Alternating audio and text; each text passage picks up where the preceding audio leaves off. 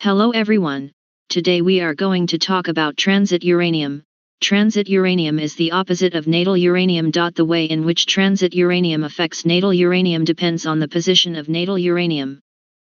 But the basics are that Uranus is in opposition with its natal position in the period from 38 to 45 years.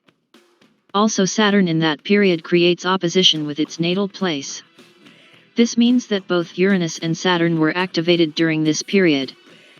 And in some cases, these transitions coincide with Neptune in the square with natal Neptune and Pluto in the square, with their own place. It is therefore no wonder that this period is considered one of the crucial points of life.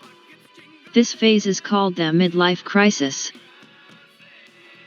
In addition to serving as a topic for numerous television and film scripts, the crisis of the Middle Ages has been studied quite intensively in some astrological texts, as well as in psychological books, academic and popular. Basically, it should be said that this is the time when we disassemble and reassemble, with the same parts, but in a different way. Those parts of our nature that we have not yet integrated into our consciousness, and that we have preferred to ignore, or that we have not even looked at, require us to recognize and examine them. Dealing with the conflicts and crises of this period increases the likelihood of successfully fulfilling the second half of life. If this type of self-examination, which requires this phase, is avoided, it will create complications for later. The problems do not disappear, they hide and wait for Uranus or Saturn to pass again. In general, it is easier to go through a medium crisis when they are 42 years old than 56 or 60 years old. During this phase, a wide range of psychological problems is observed. Realizing the cruel reality that it is not possible to rejuvenate what is happening to us, we begin to think, is this what we have achieved so far? Or not? At the end of adolescence and when we had just crossed the threshold of 20 years, at the time of the first Uranus-Uranus square, we probably had some vision of what we expected when we reached maturity. We now have the opportunity to compare this vision with what we have really achieved. If our current reality is not fulfilled, what we have imagined can lead to depression. If there is a discrepancy between these ideals and our reality today, it means that the time has come to set our goals, and make them more realistic. We may need to reduce the size of our dreams because we may not become the managers of a large company, as we might have expected. Nevertheless, this transit is an opportunity to harness and continue to do everything possible with the resources we have. Even if we have achieved the lifestyle and ideals from that first vision, we may now be wondering, well, what? The happiness and sense of accomplishment we hoped to enjoy, we enjoyed. The time has come to reconsider our situation and introduce some changes. Our success leaves us free to attend to other interests or undertake other tasks that we had to set aside to get to where we are now. Therefore, we can commit to new activities or projects that satisfy that part of us that our achievements today, no matter how great, are not enough to satisfy us. Our youth is gone, our physical dexterity is not what it was when we were 21 years old. Whether we have made our dreams come true or not, we still feel incomplete, and realize that something is missing. This situation can lead us to an intense and uncomfortable search for anything that can fill the gap. What if we dive into a new relationship or adventure with someone younger? Maybe if we took on even more work, so we wouldn't have time to feel pain or a sense of emptiness.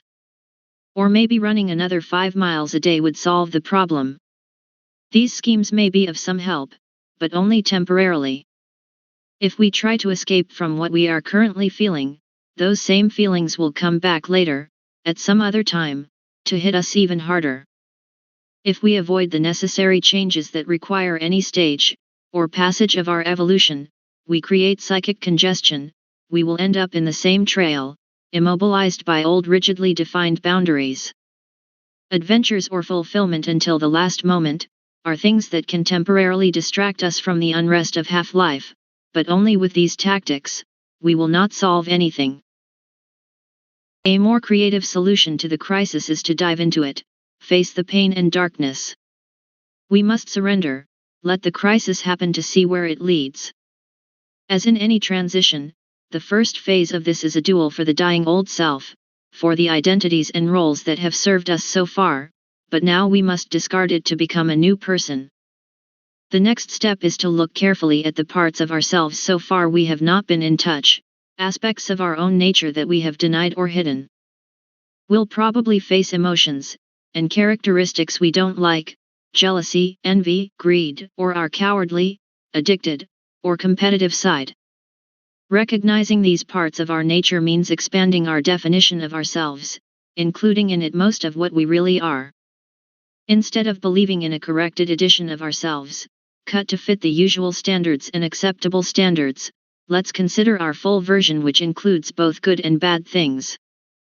This does not mean that we leave our dark side loose in the world, but that we connect with more things that are within us, and in the process we integrate and become more authentic.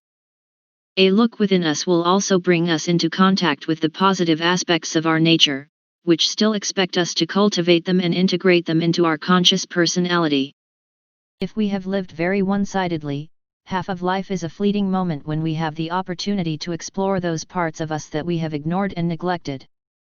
For example, if you have lived the first half of your life very well with your feet on the ground, worrying primarily about practical problems, such as earning a living or establishing yourself in the world, it may happen that the midlife crisis opens the door to more spiritual values, or of an esoteric character. Conversely, if you have spent most of your time meditating in an attempt to attain nirvana or spiritual enlightenment by the age of 40, you may realize that there is a transit of interest in making money, or doing something with yourself in the material realm of life. In short, the parts of our nature that we did not cultivate or encourage, those that were not an important source of motivation, are precisely those areas that become prominent and form the focus of our new aspirations. Although the process of expanding our identity to features not previously cultivated can now begin in earnest, it is not a task that ends when Uranus ceases to be in opposition to its natal place. During the second half of life, existence is more complete and authentic. In personality changes that occur in middle age, problems that are commonly referred to as sexual crossbreeding are mostly questioned. This means that men begin to study in themselves those qualities that are traditionally associated with feminine, and women are oriented towards spheres and activities that are, in a more conventional dimension, classified as masculine. It is worth seeing in a little more detail what this means.